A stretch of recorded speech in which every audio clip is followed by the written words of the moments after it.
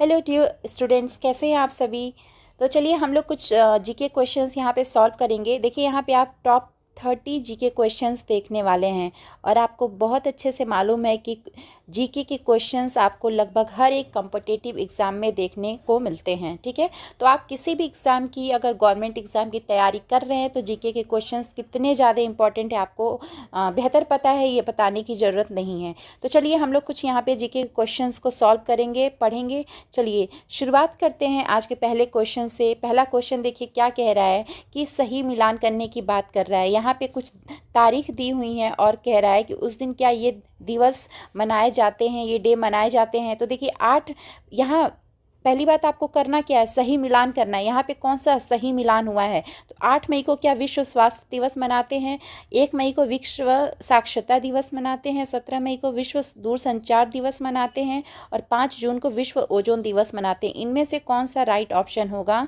तो देखिए यहाँ पे जो सही ऑप्शन होगा वो क्या होगा, 17 मई को विश्व दूरसंचार दिवस मनाते हैं, यानी कि 17 मई को वर्ल्ड टेली कम्युनिकेशन डे को मनाया जाता है। वहीं बात करें वर्ल्ड हेल्थ डे कब मनाया जाता है, तो ये हर साल 7 अप्रैल को मनाया जाता है, ध्यान रखेंगे। हाँ जी, और वहीं करें बात वर्ल्ड लिटरेसी डे, ठीक है, साक्षरता दिवस हर साल किस दिन मनाया जाता है, तो आप कहिएगा कि 8 सितंबर को हर साल मनाया जाता है। ठीक है, और वर्ल्ड ओजोन डे की बात करें तो ये कब मनाया जाता है, 16 सितंबर को हर साल मनाया जाता है, ध्यान रखेंगे। चलिए जो अगला क्वेश्चन है बात कर रहा है कि सबसे अमीर देश, दुनिया का सबसे अमीर देश कौन सा है। तो हाँ जी, यहाँ पे बेटा आप राइट ऑप्शन क्या मार्क करेंगे, कतर का। ठीक है, कतर जो है दुनिया का सबसे अमीर देश है, ध्यान रखेंगे। हाँ जी बिल्कुल। देखिए अगला क्वेश्चन क्या कह रहा है कि प्रथम बौद्ध परिषद किसके शासनकाल में आयोजित की गई थी, यानी कि first Buddhist council was held in the rain of कब, किसके शासनकाल में। तो राइट आंसर क्या होगा, यहाँ देखिए अजातशत्रु दिया हुआ है, अशोका दिया हुआ है, कनिष्क दिया गया और बिंबिसार।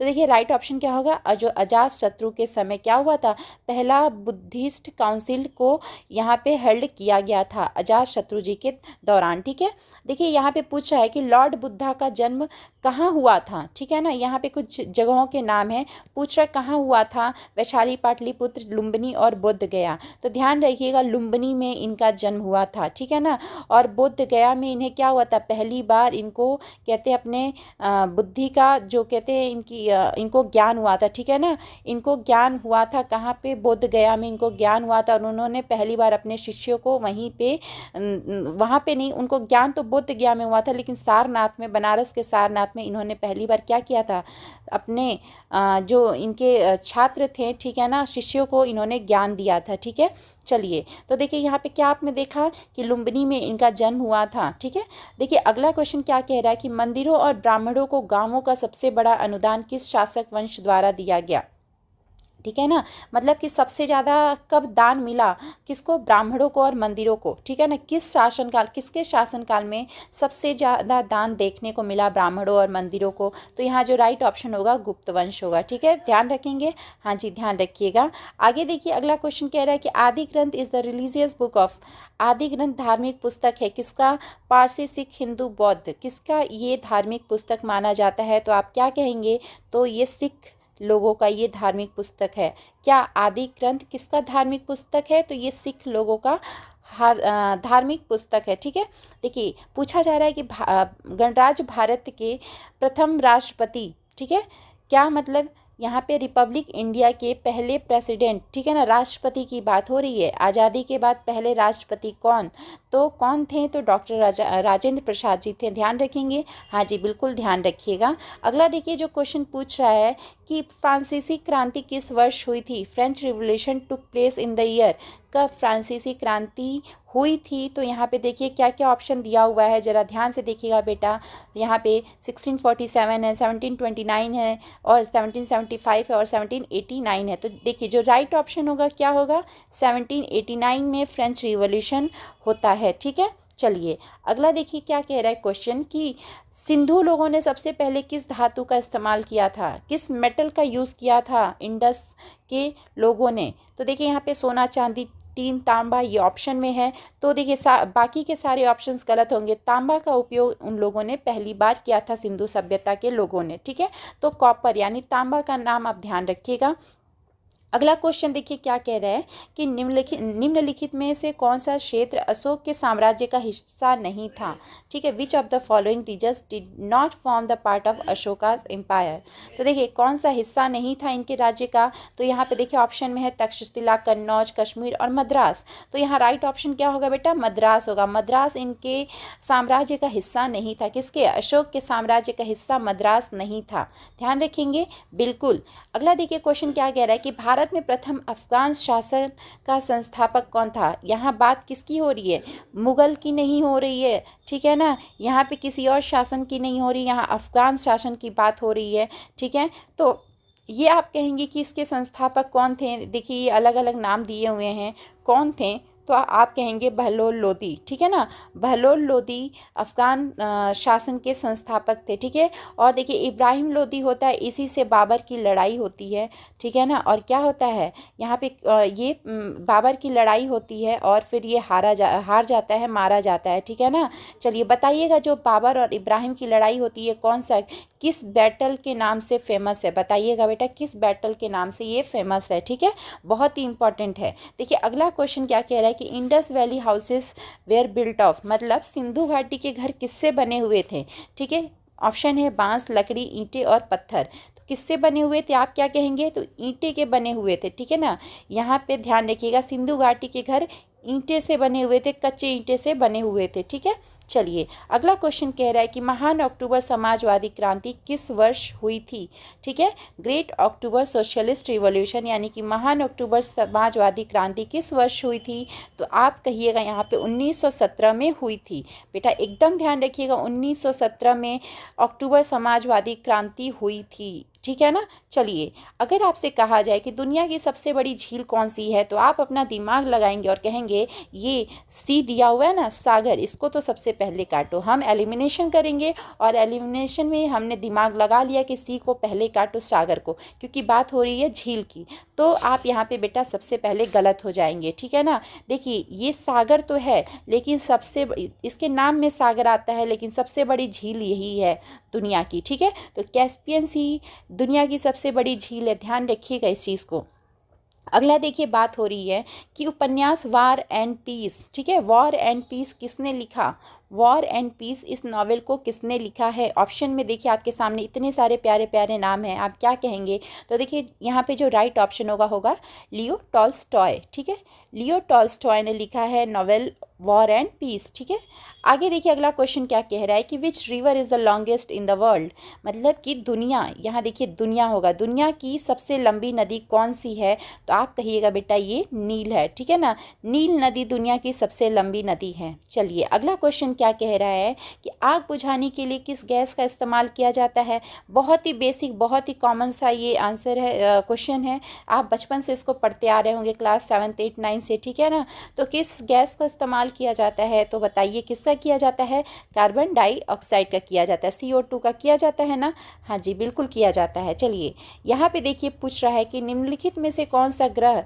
ठीक है ना, गैस दानव नहीं है, यानी गैस जियांट नहीं है, नहीं है। ठीक है, जब भी नहीं का पूछे ना तो नहीं को ऐसे मार्क कर लेना चाहिए। ठीक है, नहीं तो बच्चा क्या करते हैं, यहाँ बता देंगे गैस दानव कौन सा ग्रह कहा जाता है। ठीक है ना, तो इसलिए नहीं को मार्क कर लीजिए, और यहाँ पे नहीं पूछ रहा है तो आप कहिएगा कि यूरेनस यहाँ पे राइट ऑप्शन होने वाला है। ठीक है बेटा, आगे बढ़िए। अगला क्वेश्चन देखिए क्या कह रहा है कि पहला अंतर्राष्ट्रीय आधुनिक ओलंपियाड, पहला अंतर्राष्ट्रीय यानी इंटरनेशनल की बात हो रही है। ठीक है, पहला अंतर्राष्ट्रीय आधुनिक ओलंपियाड किस वर्ष आयोजित किया गया था, तो किस वर्ष आयोजित किया गया था, आप यहाँ पे 1896 ये ईयर ध्यान में रखिएगा, इस समय आयोजित किया गया था।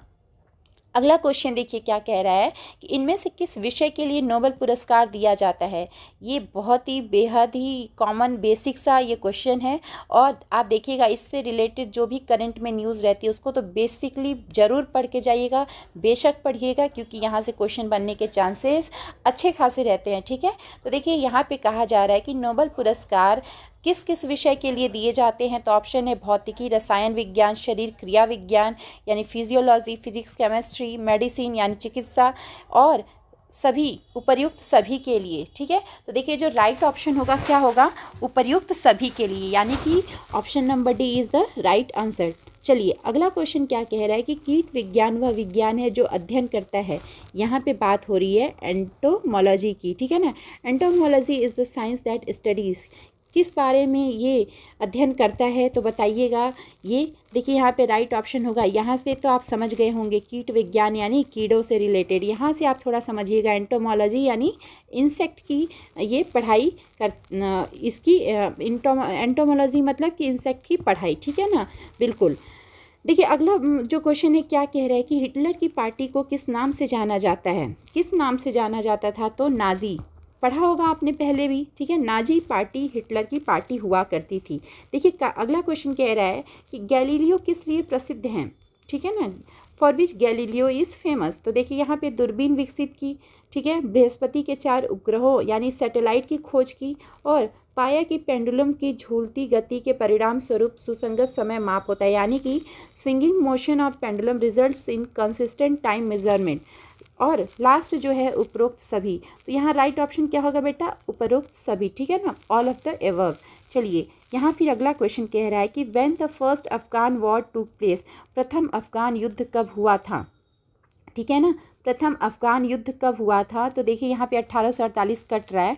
ठीक है, ध्यान रखिएगा, लेकिन यहाँ पे जो राइट ऑप्शन होगा क्या होगा, 1800, यहाँ पे 1839 में। ठीक है ना, 1839 में आपको पहला अफगान युद्ध देखने को मिलेगा। ठीक है, 1839 यहाँ पे राइट आंसर है। चलिए अगला क्वेश्चन क्या कह रहा है कि सबसे बड़ा द्वीप कौन सा है, सबसे बड़ा द्वीप कौन सा है, तो राइट ऑप्शन यहाँ पे क्या होगा, ग्रीनलैंड। ठीक है, ग्रीनलैंड आपको कनाडा के, ठीक है ना, कनाडा के ईस्ट में देखने को, पूर्व में देखने को मिलता है। मान लीजिए ऊपर में यहाँ पे आप देखते हैं ये एक तरीके से ये, तो यहाँ पे आपको ग्रीनलैंड देखने को थोड़ा मिलता है। ठीक है ना, तो यहाँ वाला एरिया जो है ये ग्रीनलैंड का ये होता है। ठीक है, तो ग्रीनलैंड आपको इसके पूरब में देखने को मिलता है और ये सबसे बड़ा द्वीप माना जाता है। देखिए अगला क्वेश्चन कह रहा है कि सबसे गर्म महाद्वीप कौन सा है। ठीक है, यहाँ पे सबसे गर्म महाद्वीप की बात हो रही है, तो अफ्रीका यहाँ पे राइट ऑप्शन होगा। ठीक है ना, देखा भी सुना भी होगा कि अफ्रीका में बहुत ज़्यादा गर्मी होती है। ठीक है, तो अफ्रीका क्या है, सबसे गर्म महाद्वीप है यानी कॉन्टिनेंट है। देखिए अगला क्वेश्चन क्या कह रहा है कि कोआला आमतौर पर क्या खाते हैं। ठीक है, क्या खाते हैं, बांस, यूकलिप्टस, एलोवेरा, केला।